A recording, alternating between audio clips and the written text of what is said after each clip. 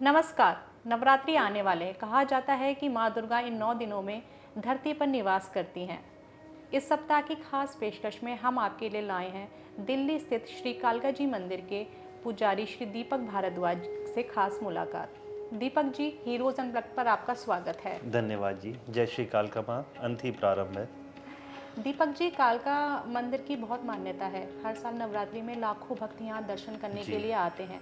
इस मंदिर के पौराणिक महत्व के बारे में बताइए। जब दिल्ली इंद्रप्रस्थ कहलाता था और जिला बहापुर, तो हमारे जो पूर्वज थे वो 4 भाई हुआ करते थे। जैसे कि सबसे जो ज्येष्ठ थे वो थे ठुला राम बख्श।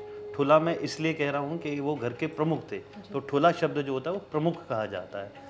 उसके बाद जसराम, तनसुख और बहादुर, ये 4 भाई थे। तो भगवान श्री कृष्ण ने आपके जो राम बख्श जी थे उनके स्वप्न में आके उनको आदेश दिया कि जी जिस उद्देश्य से आपका जन्म हुआ है उसके लिए आपको इंद्रप्रस्थ बहापुर जाना है और अरावली पर्वत श्रृंखला में माता जी विराजमान हैं, उनकी सेवा करनी है। और बस उनका वो आदेश हुआ और अगले दिन सवेरे सारे भाई अपना बोरिया बिस्तर बांध के इंदौर में, मध्य प्रदेश के अंदर छतरपुर गांव में, वहाँ से हमारा निकासी हुई। तो वहाँ से चलते हुए वो यहाँ पहुँच गए।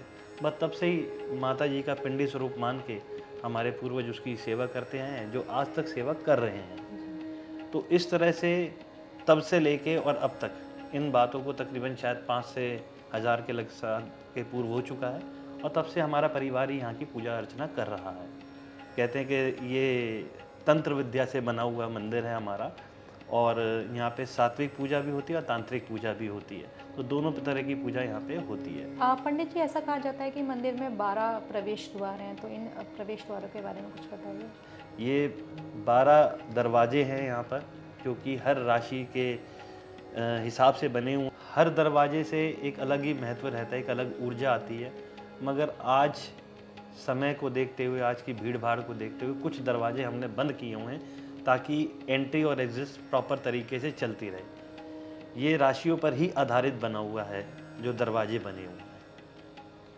ऐसा कहा जाता है कि मंदिर में शराब भी चढ़ाई जाती है। जी बिल्कुल, मगर हम शराब बोलते हुए हम थोड़ा सा हिचकिचाते हैं। इसको हम मदिरा शब्द भी बोल सकते हैं, और ये तांत्रिक विद्या में है, इसका उल्लेख है, तो इसलिए वो चढ़ती है।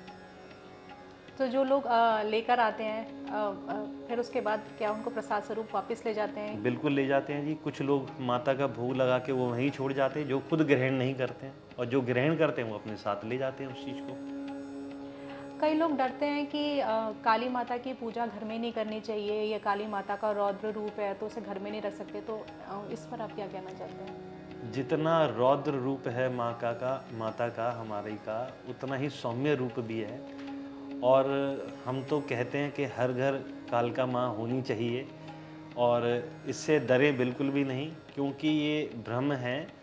भ्रम या डर इसलिए कहूँगा मैं उस चीज़ को, कि डर उनके लिए जो गलत काम करते हैं, वरना माँ के लिए सारे बच्चे बराबर हैं और सब प्रेम से उनकी सेवा करते हैं। पंडित जी, ऐसा कहा जाता है कि काली माता को तंत्र मंत्र भैरव की देवी से जोड़कर देखा जाता है, तो लोगों का जो डर होता है वो इसी से ही जुड़ा हुआ डर होता है। पर माँ का एक सौम्य शांत रूप भी है जो कालका माई मंदिर में है। देखिए, कालका माई का शांत स्वरूप इसलिए है कि जब रक्त बीज को मारा तो भगवान शंकर उनके चरणों में लेटे और उससे वो शांत हुई, और जहाँ वो शांत हुई वही एक शांत स्वरूप है माता का, यहाँ पे हमारी माँ कालका का। ये कालका जी मंदिर को मनोकामना पूर्ण मंदिर भी कहा जाता है कि यहाँ पर आकर जो भक्त मनोकामना मांगते हैं वो देवी पूर्ण करती हैं। बिल्कुल जी। माँ भगवती के चरणों में आके, सच्चे मन से आके अगर कोई चीज़ मांगे, वो खाली हाथ नहीं जाता। और मैं तो सीधा सीधा कहूँगा, अगर माँ कालका में आस्था है तो बंद द्वार में भी रास्ता है। तो ये एक हकीकत है। अगर आप माँ के चरणों में जाके और सीधे मन से सेवा मांग रहे हैं कि अपनी अगर कोई गलती भी होगी ना, माँ तो क्षमा करने वाली। आजकल काला जादू की बहुत बात होती है, बहुत सारे वीडियोस भी देखे होंगे आपने भी, हमने भी, कि काला जादू किसी ने कर दिया है। ऐसे ही काफ़ी सारे लोग हैं जो आते हैं कालका जी मंदिर में शनिवार के दिन, नींबू की माला चढ़ाते हैं, नारियल चढ़ाते हैं, तो इसका क्या महत्व है? और आम लोग अगर किसी को इस तरह की परेशानी हो तो वो क्या कर सकता है? देख, हाँ, इन सब चीज़ों का निवारण होता है हमारे मंदिर पर, और करने वाली माँ भगवती बैठी है, जगत जननी बैठी है, वही इसका निवारण भी करती है। अब शनिवार के दिन अगर किसी को नज़र दोष है, किसी भी चीज़ का है या काला जादू का है, उसके लिए नींबू की माला का भी प्रावधान है हमारी पूजा में। नारियल का उतारा भी होता है, शराब की मदिरा का भूका भी लगता है। तो ये सारे उपाय जो हैं शनिवार से रिलेटेड होते हैं, मंगलवार से रिलेटेड भी होते हैं। कुछ उपाय होते हैं जो सात्विक में मंगलवार को भी किए जाते हैं, मगर मोस्टली 99% तो शनिवार को ही होते हैं, क्योंकि जितने भी टोने टोटके हैं सबका निवारण माँ कालका के दरबार पे आराम से हो जाता है। बट उसके लिए आपको रेगुलर मंदिर पर आना पड़ता है। वहाँ के जो मुख्य पुजारी होते हैं, जैसे अगर मेरी बारी चल रही है तो मैं वहाँ बैठा हूँ, तो आप मुझसे संपर्क कर सकते हैं, या जो मुख्य पुजारी वहाँ बैठा हो आप उससे भी संपर्क कर सकते हैं। वो आपकी सहायता 110% करेंगे इन चीज़ों को लेकर। वो आपको एक रास्ता दिखा देंगे कि अगर नींबू की माला लाने का मतलब ये नहीं कि नींबू की माला ले आए, उसका किस तरह से उपयोग करना है वो भी आपको बताएंगे। पंडित जी, जैसे एक बड़ी कॉमन समस्या है कि बच्चे को नज़र लग गई है, परिवार में किसी को नज़र लग गई, तो ऐसी समस्याओं का कोई ऐसा समाधान बता दीजिए जो लोग खुद ही कर सकें। देखो, घर में तो करने के लिए बहुत सारी चीज़ें होती हैं। पहले बड़े बुज़ुर्ग थे, वो लाल मिर्च का वार कर देते थे। नमक का भी कर सकते हैं आप 7 बार वार कर, और पानी की एक मीठी और सादे पानी की ढाल भी होती है, वो भी कर सकते हैं आप। ये घरेलू उपाय हैं, और इनको अगर करते रहेंगे तो सब चीज़ नॉर्मल तरीके से चलेगी। ये पानी की ढाल कैसे करेंगे? पानी की ढाल एक बार आपको मीठे पानी से, मतलब बच्चा अगर कोई नज़रग्रस्त हो गया है तो उसको एक बार 1 गिलास पानी ले लो, उसके अंदर थोड़ी सी चीनी, बूरा, खांड कुछ भी डाल के 7 बार वो वार कर और उसको चौराहे पे डाल दो, और फिर एक बार दोबारा से सादे पानी की, फिर उसके बाद फेर कर फिर चौराहे पे डाल दो। तो खट्टी मीठी ढाल होती है वो, उससे बच्चे की नज़र भी उतर जाती है। ये किसी भी दिन कर सकते हैं? ये किसी भी दिन कर सकते हैं, और अगर ऐसी नज़र दोष नहीं भी है तो आप शनिवार के दिन भी कर सकते हैं। पंडित जी, अगर किसी के ऊपर कोई ऊपरी साया है, बुरी शक्तियाँ हैं, या किसी ने किसी के ऊपर कुछ कर दिया है, तो इसके लक्षण क्या होते हैं? देखो, उसके नेचर में ना अपने आप ही बदलाव आ जाता है। अगर कोई सादा मनुष्य है जो मतलब मदिरा का सेवन नहीं करता होगा, वो शायद मदिरा भी पीने लग जाए, उसका खाना भी चेंज हो जाएगा, उसका रहन सहन भी चेंज हो जाएगा, उसमें ऑटोमेटिकली बदलाव आने लग जाएंगे, और सामने वाले को पता चल जाता है कि हाँ, इसके अंदर कुछ ना कुछ बदलाव हो रहा है।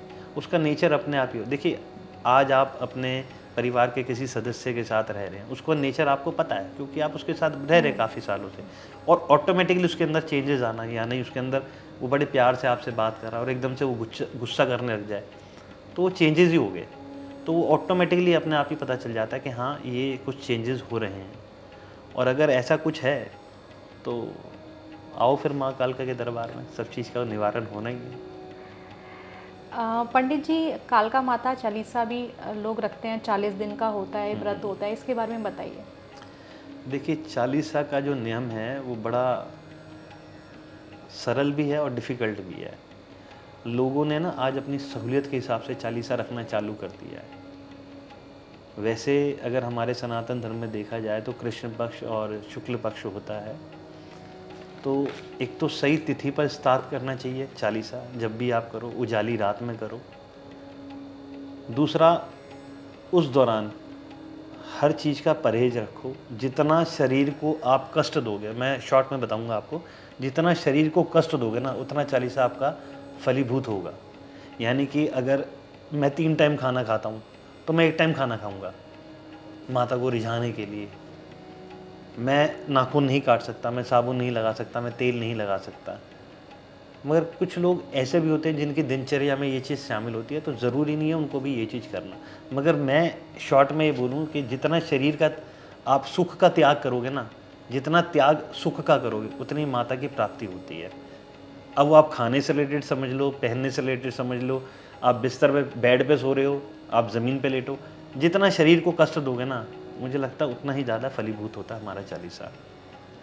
बाकी तो लोगों ने अपनी सहूलत के हिसाब से कर रखा है, कभी आज जा रहे हैं, कभी सवेरे जा रहे हैं। वैसे नियम जो बोलता है, नियम एक ही चीज़ का बोलता है, अगर आपने जिस दिन से चालीसा पकड़ा माता का या किसी भी देवी देवता का, आपको उसी समय पे ही, जब आपने एक बार प्रण कर लिया, संकल्प ले लिया, तो आप जाके बस अपना उसी समय पे ही अपना करो, क्योंकि वो एक समय ऐसा होता है कि जब आपकी माता से आपका, जब मैंने बोला, मैंने सवेरे 5 बजे लिया चालीसा का संकल्प लिया कि माँ मैं आज से आपका चालीसा कर रहा हूँ और आने वाले 40 दिन तक आपको इसी समय पे आके आपको पूजा सेवा अर्चना जो भी मेरे से बन पड़ेगा मैं करके जाऊँगा, तो वही समय आपके लिए उचित रहता है, क्योंकि वो समय आपने संकल्प लिया होता है। अदरवाइज़ तो फिर अपने सहयोग, अपनी कहते हैं ना कि अपनी सहूलियत के हिसाब से, आज 5 बजे लिया, अगले दिन 4 बजे, मतलब शाम को 4 बजे चला गया, फिर दिन में 12 बजे चला गया। वो कहते हैं नियम ही तो है, एक ही बार तो जाना है मंदिर। ऐसा नहीं होता, आप एक नियम बनाओ, उस नियम के कायदे से चलो। चालीसा का मतलब है नियम से चलना। जो लोग करते हैं 40 दिन का व्रत करते हैं, उनकी इच्छाएं पूरी होती हैं। इस चालीसा का महत्व क्या है और इसे किस दिन से शुरू कर सकते हैं? देखिए, आपकी जो भी मनोकामना है, जिस उद्देश्य से आप कर रहे हो, और वो सही समय से और सही तरीके से कर रहे हो, तो मुझे नहीं लगता कि वो पूरी नहीं होगी, वो होगी पूरी। अगर आपने नियम कायदे से जो भी चीज़ करोगे तो वो ज़रूर पूरी होगी। माँ देने वाली है, लेने वाली नहीं है। वो आपको रास्ता भी दिखा देगी कि आप गलत ट्रैक पे जा रहे हो, तो आपको ऑटोमेटिकली, मगर वो कनेक्शन होना चाहिए वहाँ से वहाँ तक का, तब जाके आपको रियलिटी का पता चल जाएगा। पंडित जी, अक्सर लोग आते हैं, नवरात्र चल रहे हैं या अष्टमी तिथि है, जाते हैं, माँ के दर्शन किए, प्रसाद चढ़ा दिया और आ गए। इससे तो कनेक्शन नहीं बनता। नहीं, कनेक्शन बनता है इससे। अगर आपका रूटीन में आप जा रहे हो तो कनेक्शन बनता है इससे। अगर आपने अष्टमी का प्रण कर रखा है और अष्टमी की अष्टमी आप जा रहे हो, तो माता को पता है कि हाँ ये अष्टमी को ये बच्चा आने वाला है, तो कनेक्शन ऑटोमेटिकली बन जाता है। और वो दूसरों को दिखाई ना दिखाए, मगर आपको और माँ को पता चल जाता है। आपने अपना एक रूटीन बांध लो कि मुझे हर शनिवार को, हर मंगलवार को, या महीने की इस तिथि को, एकादशी, अमावस्या, पूर्णिमा, अष्टमी, सप्तमी, जब आपको जाना है, मतलब एक नियम बांध लो। आपको एक बार तो रूटीन में करना पड़ेगा। नवरात्र आ रहे हैं, लोग सभी घरों में लोग माता का नारियल और घट स्थापना करते हैं, नारियल स्थापित करते हैं। तो घर में ऐसे कौन से सरल उपाय हैं जिनसे माता को प्रसन्न कर सकते हैं? माँ तो भोली है कि हर उपाय से, देखो जैसी आपकी श्रद्धा होती है ना, आपको वैसा करना चाहिए। माँ हर हर भाव से आपको फलीभूति करेगी। आपकी जितनी पॉकेट अलाउड करे आप उतनी सेवा करो, जितना मन से तो पूरी करो, जितना हो सके उतना कम, मगर जेब से जितना हो सकता है उतना करो। तो ऐसा कुछ नहीं है, अगर आपका कलश रखना है तो आप कलश रखो, आपको खाली नारियल रखना है नारियल रखो। अब लोगों के घरों में क्या होता है, 24 घंटे दीप प्रज्वलित होता है। अब नहीं है किसी के पास पैसे घी के, फिर क्या करेगा वो? तो सवेरे शाम जोत जला ले, सवेरे शाम ना हो तो एक टाइम जला ले, करे तो सही। बस हम तो चाहते हैं हर घर में माँ का, कालका का गुणगान होना चाहिए, किसी भी भाव से हो, बस होना चाहिए। तो माँ सबकी सुनती है, ऐसा नहीं है। पंडित जी, कुछ ऐसे नियम हैं जिन्हें नवरात्रों में पालन करना चाहिए घर में? देखो, ब्रह्मचारी का पालन बहुत ज़रूरी है, चाहे स्त्री हो या पुरुष हो, सबको ब्रह्मचारी का पालन करना चाहिए। और जितना हो सके उतना माई की सेवा करें, उनका गुणगान करें, यही सबसे सरल उपाय है। बाकी तो आप जागरण करा लो, कीर्तन करा लो, भंडारे करा लो, कुछ भी करा लो, मगर जितना आपसे होता है उतना ही करना चाहिए। ज़बरदस्ती बाउंडेशन नहीं होनी चाहिए, क्योंकि भक्ति में जहाँ बाउंडेशन होगी ना, कि मैं तो इस लेवल तक चला जाऊँगा, और पता चला आप उस लेवल तक जा नहीं रहे, तो अब सोचा यार मैं इस लेवल पे तो गया नहीं, अब माता शायद मेरे से प्रसन्न नहीं होगी। नहीं, आप जिस भी लेवल पे जाओगे माता आपसे प्रसन्न रहेगी रहेगी। अपनी सोच को बस पॉजिटिव रखो। आप जो काम कर रहे हो ना, माता का प्रिय भोग क्या है?